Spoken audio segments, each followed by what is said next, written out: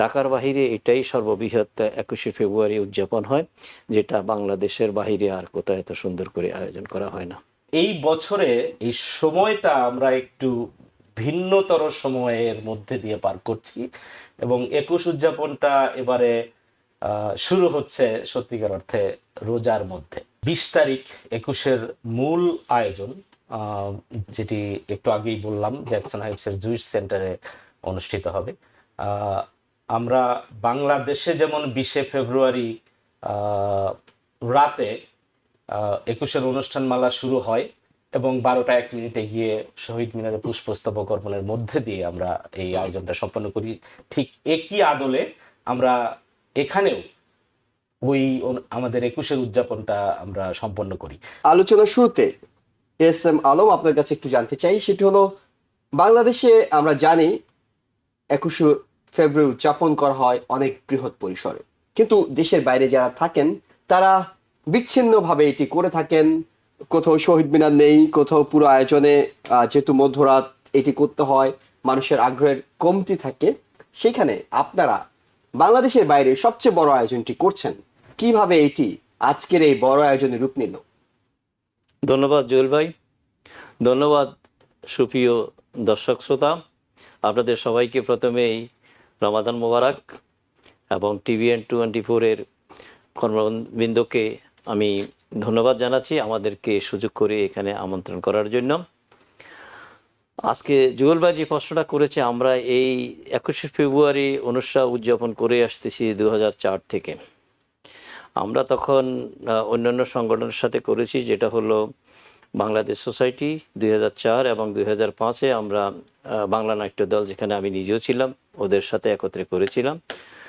2006 থেকে তখন আমরা চিন্তা করেছি, না, ঢাকা বিশ্ববিদ্যালয় এই জিনিসটা পালন করে আসতেছে এবং এটা ঢাকা বিশ্ববিদ্যালয়ের ঐতিহ্য, ভাষা আন্দোলনের শহীদদের প্রতি শ্রদ্ধা জানানো। সেই ক্ষেত্রে আমরা আস্তে আস্তে আস্তে আস্তে বিভিন্ন সংগঠনকে একত্রিত করেছি, যেখানে আমাদের সাথে প্রথম থেকেই ছিলেন এই Chittagong university, Rajshahi university, Jahangirnagar university. এই 4টা ইউনিভার্সিটি নিয়ে আমরা শুরু করি। তারপরে অন্যান্য বিশ্ববিদ্যালয়গুলি আমাদের সাথে একত্রিত হয়েছে। তখন আমরা এটাকে সম্মিলিত বিশ্ববিদ্যালয় অ্যালুমনাই হিসাবে এই 21 উদযাপন করে আসতেছি। তারপর থেকে এখানে যে সমস্ত সামাজিক সাংস্কৃতিক সংগঠনগুলি ছিল, তাদেরকে আমরা আমাদের এই সংগঠনের সাথে 21 উদযাপন করার জন্য আহ্বান করি এবং তারা সবাই আমাদের আহ্বানে সাড়া দিয়ে আমাদের সাথে গত 30 বছরের উপরে এই উদযাপনটা করে আসতেছে। ঢাকার বাহিরে এটাই সর্ববৃহৎ 21শে ফেব্রুয়ারি উদযাপন হয়, যেটা বাংলাদেশের বাহিরে আর কোথাও এত সুন্দর করে আয়োজন করা হয় না। অনেক ধন্যবাদ, চমৎকার করে পুরো ঘটনা কিংবা ইতিহাসটি তুলে ধরেছেন। আমি একটু বিস্তারিত জানতে চাই অ্যালামনাই অ্যাসোসিয়েশনের সেক্রেটারি রুহুল আমিন সরকার আপনার কাছে। সেটি হলো, আমরা এর আগে দেখছিলাম যে আপনাদের বেশিরভাগ প্রোগ্রামই কুইন্স প্যালেসে করছিলেন, মানুষজন এইটির সঙ্গে বেশি পরিচিত এবং তারা জানে যে সেখানে হয়। এবার দেখলাম আপনারা জ্যাকসন হাইটসের জুইস সেন্টারে এটি করছেন, কেন আপনারা এটি জুইস সেন্টারে সরিয়ে নিলেন? ধন্যবাদ জুয়েল ভাই, আপনাকে ধন্যবাদ TVN 24 নিউজ নেটওয়ার্কের সকল কলাকুশলী কর্মকর্তাদেরকে, সেই সাথে TVN 24-এর সকল সম্মানিত দর্শকদেরকে, আপনারা যারা দেখছেন। চমৎকার প্রশ্ন সত্যিকার অর্থে। আমরা, আমার সম্মানিত সভাপতি একটু আগে বলছিলেন যে এটি বহির্বিশ্বের অ্যাকচুয়ালি সত্যিকার অর্থেই সর্ববৃহৎ, সর্বজন সমাদৃত একটি অনুষ্ঠান এবং আমরা ঢাকা বিশ্ববিদ্যালয় alumni association of USA inc অত্যন্ত গৌরবের সাথে এই অনুষ্ঠানটা গত 30 বছরের মতো আমরা করে এসেছি এবং গত প্রায় 1 যুগেরও বেশি সময় ধরে আমরা কুইন্স প্যালেসেই করছি।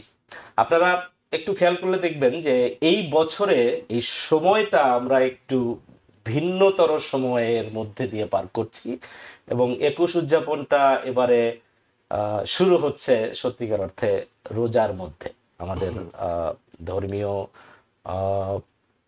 অবশ্য কর্তব্য একটি মাস মুসলমান ধর্মাবলম্বী মানুষদের। এবং এরকম একটি অবস্থায় গত 35 বছরে আমাদেরকে পড়তে হয়নি।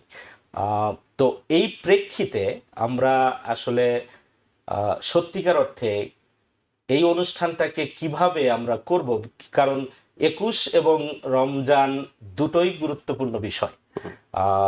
কিন্তু আমরা যেভাবে জিনিসটাকে দেখেছি সেটি হচ্ছে যে দুটির অবস্থান দুই জায়গায়, এবং 21-এর সাথে ঢাকা বিশ্ববিদ্যালয়ে সম্পর্ক অত্যন্ত গভীর, কারণ 21-এর জন্ম হয়েছে ঢাকা বিশ্ববিদ্যালয়ের ক্যাম্পাসে, 21-এর আন্দোলন করেছে ঢাকা বিশ্ববিদ্যালয়ের ছাত্রছাত্রীরা। তো সেই ভাষার আন্দোলনের সম্মানিত শহীদ, আমাদের গর্বের ধন, তাদের স্মৃতির প্রতি শ্রদ্ধা নিবেদনের যে জায়গাটি, সেটি হচ্ছে 21শে ফেব্রুয়ারির আয়োজন। তো সেই জায়গা থেকে আমাদেরকে বিভিন্নভাবে চিন্তা করে, ভাবনা করে, অন্যদের সাথে পরামর্শ করে আমাদের সিদ্ধান্ত নিতে একটু দেরি হয়ে গেছে, যার প্রেক্ষিতে যখন আমরা সিদ্ধান্ত নিয়ে ফেলেছি তখন অর্থাৎ স্থানটি আপনারা পাননি বলে করতে পারেননি।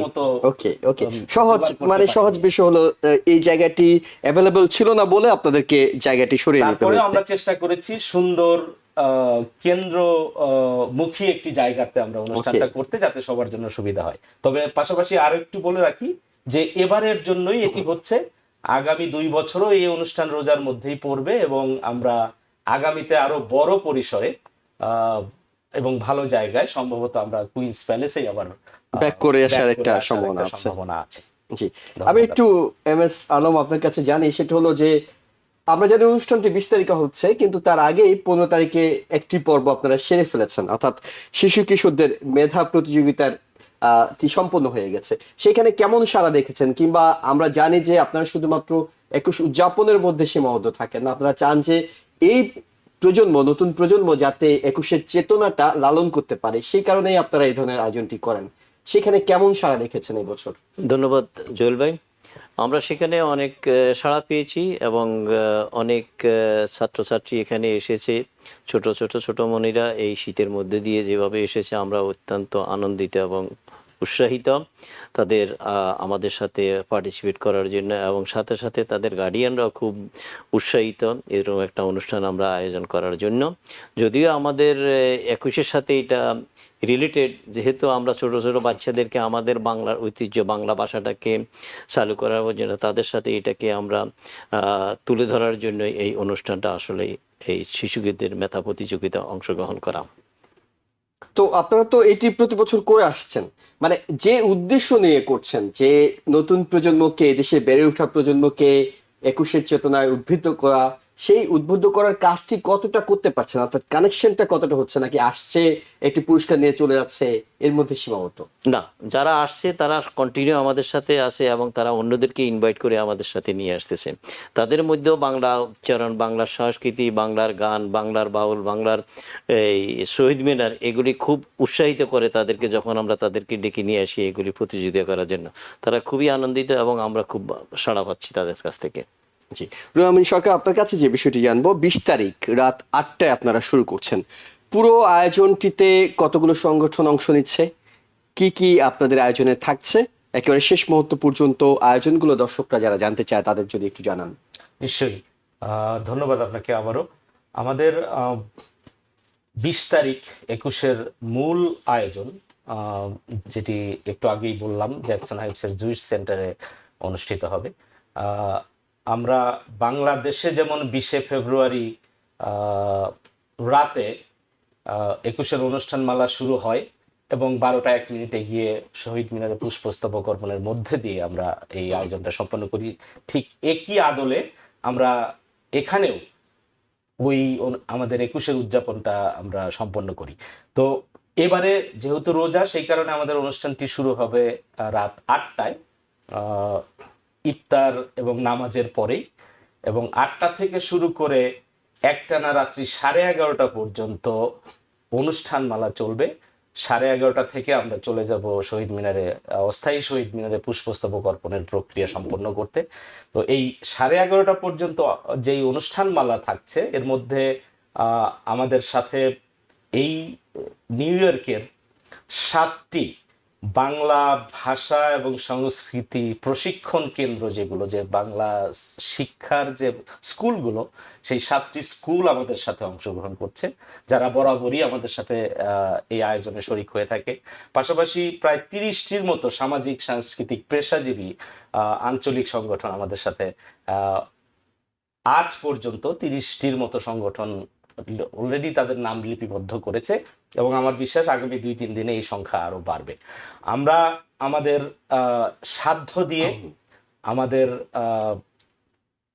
বুদ্ধি, চিন্তা এবং সৃজনশীলতা দিয়ে আমরা বরাবরই চেষ্টা করি এই অনুষ্ঠানটাকে সুন্দর, পরিশীলিত একটি অনুষ্ঠান এই প্রবাস থেকে মানুষকে উপহার দিতে, এবং মূল উদ্দেশ্য ভাষা শহীদদের প্রতি শ্রদ্ধা জ্ঞাপন, এবং একটু আগে যেটি বলছিলেন সেটি হচ্ছে আমরা নতুন প্রজন্ম, আমাদের এইখানে জন্ম নেয়া বেড়ে ওঠা আমাদের শিশু সন্তানেরা, তাদের মাঝে আমাদের ভাষা, আমাদের সংস্কৃতি, আমাদের চেতনাকে ছড়িয়ে দিতে, পরিচিত করতে এবং তাদের ভেতরে এই বীজ রোপণ করতে আমরা প্রতি বছরই চেষ্টা করে থাকি, এবং আমরা অত্যন্ত গর্বের সাথে বলতে পারি যে এই প্রক্রিয়ায় আমরা অনেকটাই সফল হয়েছি।